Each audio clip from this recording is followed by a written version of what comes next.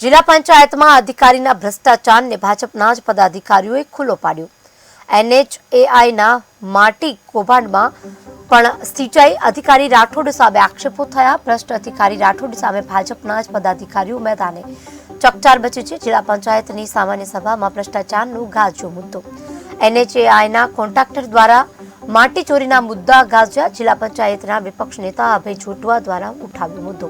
સિંચાઈ વિભાગના કાર્યપાલક ઇજનેર રાઠોડે ગેરમાર્ગે દોર્યાના આરોપ કર્યા છે। જિલ્લા પંચાયતને 1 કરોડથી વધુનું નુકસાન કર્યાના આરોપ થાય છે। જિલ્લા પંચાયતના સિંચાઈ અધિકારી રાઠોડની ભૂમિકા સામે આવી। બરુલા ગામે તળાવમાંથી મોટા પાયે મોટી ચોરી કરાઈ। ભાજપ હોદ્દેદાર દ્વારા સિંચાઈ અધિકારી રાઠોડ પર ગંભીર આરોપ કરાયા છે। જિલ્લા પંચાયતના ઉપપ્રમુખ રાજવીરસિંહ સામાન્ય સભામાં મુદ્દો લાગ્યા, જ્યારે જિલ્લા પંચાયતના સિંચાઈ વિભાગના કાર્યપાલક ઇજનેર રાઠોડ સામે આરોપ છે, ત્યારે લાગતા વળગતા અને પરિવારના સભ્યો કામ આપવાના આક્ષેપ છે। વેરાવળ તાલુકા ભાજપ ઉપપ્રમુખે વિજિલન્સમાં કરી છે લેખિત ફરિયાદ।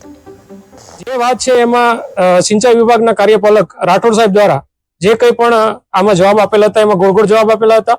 જે માગેલા હતા કે કાયદા પરિપત્ર એ પણ નતા આપેલા। જ્યારે માગેલું હતું કે ભાઈ SOR માટીનું કેટલું છે તો એમણે ખોદકામના 61 રૂપિયા બતાવ્યા, જ્યારે વાસ્તવિક 300 થી 350 રૂપિયા જેવું એક ઘન મીટરનું થાય છે। ત્યારે સભામાં એ પણ વાત થઈ કે ભાઈ સભાને ગેરમાર્ગે ના દોરવા જોઈએ સિંચાઈના આપણે કાર્યપાલક રાઠોડ સાહેબ જ્યારે, અને ત્યારબાદ પણ એક પ્રશ્ન લેવામાં આવેલો હતો મોગલ કન્સ્ટ્રક્શન દ્વારા। તેમાં પણ એમના દ્વારા આ જ અધિકારી ઉપર આક્ષેપો કરવામાં આવેલ હતા કે એમના કોઈ પરિવારને ક્યાંક ઉનામાં અને ક્યાંક કન્સ્ટ્રક્શનમાં હરબોલે કન્સ્ટ્રક્શનને કંઈક કામ આપેલું છે। ત્યારે પણ જે જિલ્લા પંચાયત છે એમણે આ બાબતે એમની પાસે સ્પષ્ટતા માંગેલી છે। ત્યારે જિલ્લા પંચાયતના પ્રમુખ અને DDO શ્રીને રજૂઆત કરવામાં આવી કે આમાં તપાસ કરવામાં આવે, અને મને DDO શ્રીએ ખાતરી આપી છે કે આમાં તેઓ આગળ તપાસ હાથ લેશે। રાઠોડ સાહેબ, એક કોઈ કન્સ્ટ્રક્શન જે ટેન્ડર વાળો છે મોગલ કન્સ્ટ્રક્શન, બરોબર, જેને છેલ્લે કોઈ ટેન્ડર ભરેલા એ માન્ય ભારતીય જનતા પાર્ટી ગીર સોમનાથ સંગઠનને કોઈ લેટર લખ્યું છે, બરોબર છે, કે ભાઈ એમણે જે ટેન્ડર જે મૂક્યા હતા, બરોબર છે, એની અંદર તમે એના ટેન્ડર એને L1 માં હતા પણ તમે એને કેન્સલ કર્યા છે।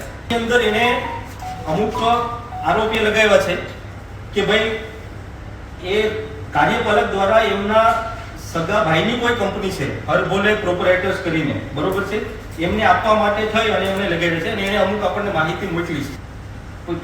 પંચાયત સિંચાઈ પેટા વિભાગ જે ઉના છે એની અંદર જે કામ કરતા કર્મચારીમાં શ્રી RL રાઠોડ ઓપરેટર છે, તમારા ભાઈ છે।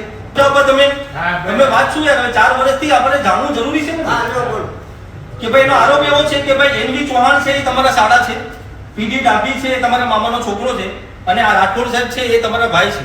તો આપણો જે સામાન્ય વિભાગનો જે પત્ર છે, બરોબર છે, એની અંદર સ્પષ્ટ લખેલું છે કે તમારે સરકારી આશ્રય ભોગવતી કંપની અંદર જે કર્મચારીઓ હોય ને એમાં કોઈ પણ કુટુંબીજનને નોકરીમાં સરકારની પૂર્વ મંજૂરી વગર તમે રાખી ન શકો। તમે રાખ્યા હોય તો અમને વાંધો નથી, અમને કોઈ નાથી મતલબ નથી, પણ એ પ્રોફિટ ઓફ કોન્ફ્લિક્ટની અંદર ગણાય છે।